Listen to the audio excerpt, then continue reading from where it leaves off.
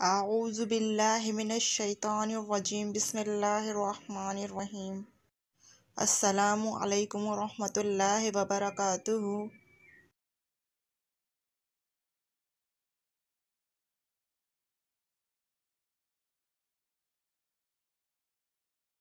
آج کا ہمارا عنوان ہے کہانی کی تعریف، یا کہانی کیا ہے، یا کہانی کسے کہتے ہیں۔ تو آئیے چلتے ہیں ویڈیو کی جانب۔ قصہ انسان کے ان کارناموں کی رویداد ہے جن میں زندگی کے کسی نہ کسی پہلو کا ذکر موجود ہے۔ قرآن شریف میں جگہ جگہ مختلف پیغمبروں، مختلف قوموں وغیرہ کی کہانیاں موجود ہیں جو بعض اوقات عبرت لینے کے لیے بیان کی گئی ہیں اور بعض اوقات معلومات میں اضافے کا باعث بھی بنتی ہیں۔ کہانی ہر زمانے اور ہر قوم، قبیلے میں کسی نہ کسی صورت میں موجود رہی ہے، گو کہ ان کی شکل مختلف اوقات میں مختلف رہی ہے، لیکن پھر بھی جو کہانیاں ہمیں کتابی شکل میں یا کسی مستند حوالوں کے ذریعے پہنچتی ہیں اور جو دنیا کے قدیم ترین کہانیوں میں شمار کی جاتی ہیں، وہ مصر، پھر یونان اور ہندوستان کی کہانیاں ہیں۔ مصر کی یہ کہانیاں تقریباً 2000 قبل مسیح کی ہیں۔ ایک روایت کے مطابق ان کہانیوں کا آغاز 3000 سے لے کر 4000 قبل مسیح میں ہوتا ہے۔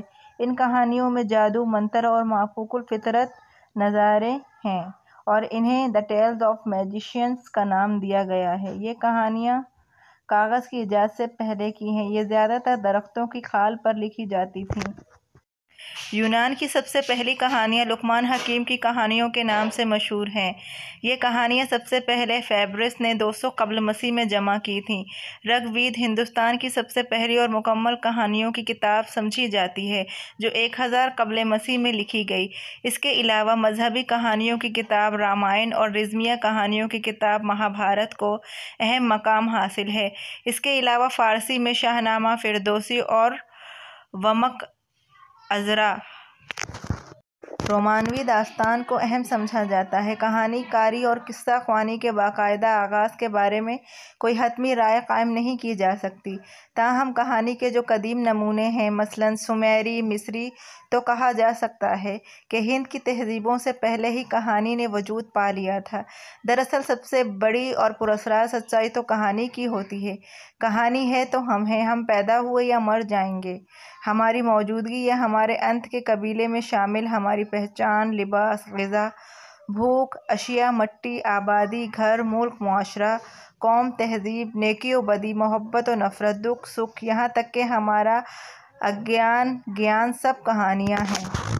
ہم نے جو دیکھا وہ بھی کہانی ہے اور جو نہیں دیکھا وہ بھی کہانی ہے۔ ہم جو دیکھ رہے ہیں وہ بھی کہانی ہے اور جو ہم نہیں دیکھ رہے یا آگے بھی نہیں دیکھیں گے وہ بھی کہانی ہے۔ مختلف ماہرین کی رائے کے بعد یہ ثابت ہو گیا کہ افسانہ کہانی ہی کی جدید شکل ہے۔ اس نے انسان کی پیدائش کے ساتھ ساتھ ہی جنم لیا اور انسان کی ذہنی ارتقاء کے ساتھ پرورش پائی، یوں رفتہ رفتہ جدید صورت یعنی افسانہ کی شکل اختیار کر لی۔ جب اردو افسانے نے ادبی میدان میں پیڑا پڑاؤ ڈالا تو اس وقت اس خطے کے نقشے پر تقسیم کی لائن نہیں کھینچی گئی تھی۔ اردو میں مختصر افسانہ ناول کی طرح مغرب سے آیا اور اتنی تیزی سے پروان چڑھا کہ دیکھتے ہی دیکھتے نثر کی تقریباً سبھی تخلیقی اصناف پر حاوی ہو گیا۔ آج اس کی روایت اتنی روشن، جاندار اور مستحکم نظر آتی ہے کہ اس روایت پر صدیوں قدیم ہونے کا گمان گزرتا ہے، حالانکہ ابھی اس کی عمر 100 سال سے بھی کم ہے۔ افسانے کے اس تیزی سے مقبول ہونے اور آگے بڑھنے کا سبب ہے۔ اردو میں مغربی انداز کا افسانہ تو نہ تھا، لیکن داستان، کہانی اور حکایت کے روپ میں اس کی روایت بہت پہلے سے موجود تھی۔ اس روایت میں بہت سی ایسی چیزیں تھیں جو مغرب سے آئے ہوئے مختصر افسانے میں کسی نہ کسی رنگ میں دخیل تھیں۔ کہنے کا مطلب صرف یہ ہے کہ مختصر افسانہ مغرب سے ضرور آیا، لیکن اس کے پلنے بڑھنے اور بار آور ہونے کے لیے یہاں زمین پہلے سے ہموار تھی۔